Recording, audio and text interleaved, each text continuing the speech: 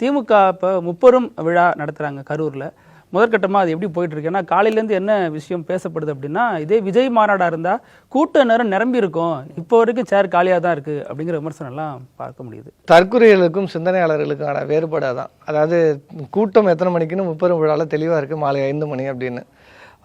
அரசியல் அறிவு அப்படிங்கிறது இல்லாதவர்களுக்கு அது அந்த கூட்டத்தை இன்னும் எப்படி ஒரு மாநாட்டை அணுகணும், எப்படி ஒரு தேர்தலை அணுகணும், எப்படி ஒரு பொதுக்கூட்டத்தை அணுகணும், எப்படி ஒரு பேரணியை அணுகணும், எந்த ஒரு அனுபவமே இதுவரைக்கும் இல்லாத ஒரு கூட்டம். அதனால் அதை அப்படி தான் பார்ப்பாங்க. காலையில் 6 மணிக்கே போய் அங்கே உட்காந்துட்டு குடிக்கிறதுக்கு தண்ணி இல்லாமல், சாப்பாட்டுக்கு வழி இல்லாமல், இந்த மாதிரியெல்லாம் விஜய் மாநாட்டில் என்னென்ன கொடூரங்கள் நடந்ததுன்னு நம்ம எல்லாமும் பார்த்தோம். ஆனால் திமுக மாநாடு கிடையாது இது. திமுகவின் முப்பெரும் விழா. முப்பெரும் விழாவில் யார் கலந்து கொள்வாங்கன்னா, திமுகவை சார்ந்த கழக உறுப்பினர்கள் மட்டும், கழக பொறுப்பாளர்கள் கலந்து கொள்வாங்க.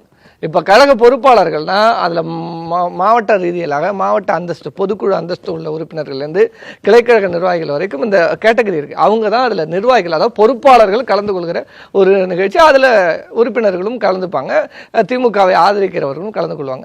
ஆனால் மாநாட்டுங்கிறது இன்னும் நம்ம அதற்கு விட அதிகமாக கூடுகிற கூட்டம். இது ஒரு 4 லட்சம் நபர்களுக்கான ஒரு ஏற்பாடு அங்கே கரூரில் அண்ணன் செந்தில் பாலாஜி அவர்களுக்கு வழங்கப்பட்ட அந்த பொறுப்பு சிறப்பாக செய்து முடிக்கப்பட்டிருக்கு.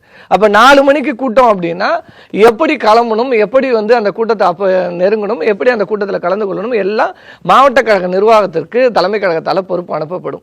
இப்போ எங்கள் ஊர் மயிலாடுதுறை அப்படின்னு எடுத்துக்கிட்டோன்னா, மயிலாடுதுறையிலேருந்து கரூருக்கு எவ்வளோ நேரம் ஆகும்?